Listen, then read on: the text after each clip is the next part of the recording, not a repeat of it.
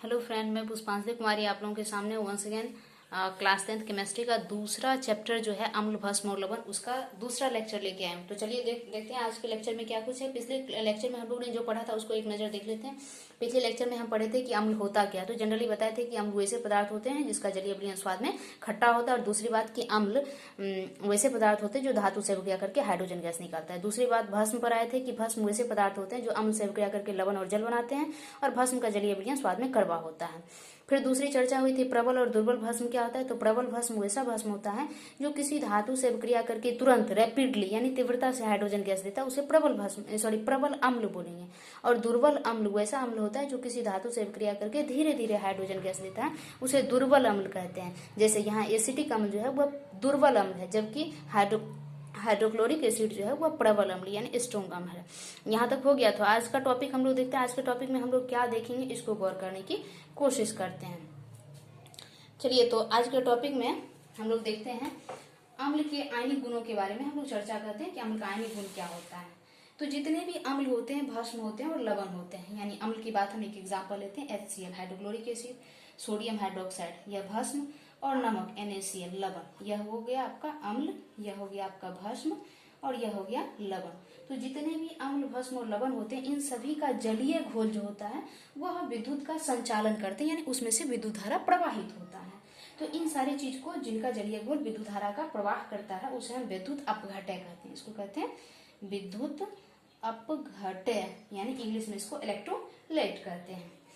इसी तरह अगर हम बात करें इनके जलीय विलयन का, वैसे यौगिक जिनका जलीय विलयन विद्युत धारा का प्रवाह करता है उसे विद्युत अपघटय कहते हैं।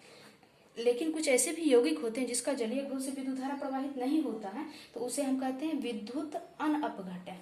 विद्युत अनअपघटय, जिसके जलीय विलयन से विद्युत धारा प्रवाहित नहीं होता है उसे विद्युत अनअपघटय कहा जाता है।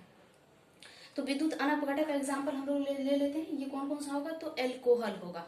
एल्कोहल, कोई सा भी एल्कोहल की बात हम करेंगे तो एल्कोहल हो जाएगा। ग्लूकोज होगा C6H12O6, ये ग्लूकोज हो गया, ग्लूकोज का फॉर्मूला होगा ये होगा। इसके अलावा यूरिया होगा NH2CONH2, यह यूरिया का फॉर्मूला होता है। तो यूरिया हो गया, ग्लूकोज हो गया, एल्कोहल हो गया, ये सारे ऐसे यौगिक होते हैं जिसके जलीय विलयन से विद्युत धारा प्रवाहित नहीं होती। क्यों? क्योंकि इसमें आयन होता नहीं। आयन मतलब धनायन और ऋणायन, प्लस माइनस होता नहीं है। इसी वजह से इनके जलीय विलयन से यानी जलीय घोल से विद्युत धारा प्रवाहित नहीं होगा, और इसे विद्युत अनअपघटय कहा जाता है, नॉन इलेक्ट्रोलाइट कहते हैं इंग्लिश में। अब इसको एग्जाम्पल के द्वारा भी हम कैसे समझ सकते हैं? तो आपकी पाठ्य पुस्तक में एक फिगर दिया हुआ है और आप उस फिगर को जाके देख सकते हैं कि हाइड्रोक्लोरिक एसिड यानी HCl जो है उसको एक बीकर में, एक बर्तन में ले लेते हैं। उसमें धातु का 2 इलेक्ट्रोड यानी कि छड़, रॉड जिसे कहते हैं, एक को कैथोड और एक को एनोड कहते हैं, उसकी सहायता से हम एक सर्किट बना लेते हैं। और उसमें जब विद्युत धारा प्रवाहित की जाती है तो बल्ब जलने लगता है, यानी कि विद्युत धारा का प्रवाह होने लगता है। इससे इस प्रयोग से वो बात साबित होता है कि HCl जो होता है वो विद्युत का सुचालक होता है। इसी तरह सल्फ्यूरिक एसिड यानी कि H2SO4 सल्फ्यूरिक एसिड, उससे भी विद्युत धारा का संचालन होता है। इसके अलावा अगर हम बात करें सोडियम हाइड्रोक्साइड यानी कि NaOH, कैल्शियम हाइड्रोक्साइड CaOH का होल ट्वाइस, ये सब भस्म होते हैं, तो इससे भी विद्युत धारा प्रवाहित होता है। लेकिन ग्लूकोज और एल्कोहल इससे क्यों नहीं, ग्लूकोज से, एल्कोहल से, या यूरिया से क्यों नहीं हुआ? तो पहले ही चर्चा कर चुके हैं कि ये जलीय विलयन में घुलकर आयन मतलब प्लस और माइनस, धनायन और ऋणायन नहीं देते हैं, इसलिए ये विद्युत का संचालन नहीं करते हैं। अब जल के द्वारा अब चलते हैं, अगला पॉइंट हमारा है आयनाइजेशन। आयनाइजेशन यानी कि आयनन क्या होता है? तो आयनन जो होता है, आयनन क्या होता है? तो कोई भी यौगिक जल में जाने के बाद वह उसका ये टूट जाते हैं, विद्युत अपघटय हो जाता है, यानी विद्युत धारा प्रवाहित करने के बाद कोई यौगिक प्लस और माइनस में टूट जाते हैं। जैसे नमक की बात करती है, प्लस और माइनस में टूट जाएगा जब इसके जलीय घोल से विद्युत धारा प्रवाहित की जाएगी। अगर हम बात करें NaCl, इसमें Na प्लस और Cl माइनस है, इससे जब विद्युत धारा प्रवाहित की जाती है तो यह धनायन और ऋणायन में टूट जाता है। इसका मतलब हो गया कि इसका क्या हो जाता है? आयनन हो जाता है, यानी किसी भी यौगिक के जलीय घोल में विद्युत धारा प्रवाहित करने पर वह यौगिक आयन में टूट जाता है। इस प्रक्रिया को आयनन कहते हैं।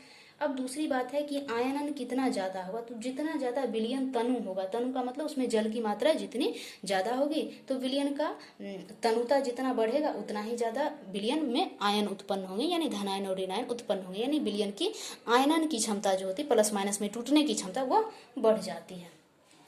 अब आगे की इंपॉर्टेंट बात और भी है इसमें, वो ये है कि जितने भी अम्ल होते हैं वो हमेशा अम्लीय नहीं होते हैं। जैसे कि अगर हम बात करें HCl, तो HCl एक गैस होता है। HCl यह एक गैस होता है, तो फिर यह अम्ल कब बनेगा? तो जब इसमें हम जल डालते हैं, तो जल डालने के बाद यह क्या करता है, अम्लीय गुण को दिखाता है। यानी कि लिटमस पेपर एक होता है जो थैलोफाइटा समूह के लाइकेन वर्ग का, थैलोफाइटा ग्रुप का एक पौधा होता है लिटमस। उस पर जब हम डालते हैं कोई अम्ल को और भस्म को, तो वह क्या होता है, अम्ल जो है वह नीले लिटमस पत्र को लाल कर देता है और भस्म जो है वह लाल लिटमस पत्र को नीला कर देता है। तो HCl गैस होता है, और गैस को जब लिटमस पेपर पे डालते हैं तो कोई प्रभाव नहीं दिखाता है। लेकिन HCl गैस में जब पानी डाल देते हैं, यानी जब यह तनु हो जाता है, तब यह अपना अम्लीय और क्षारीय अम्लीय गुण दिखाता है, क्योंकि यह तो अम्ल है।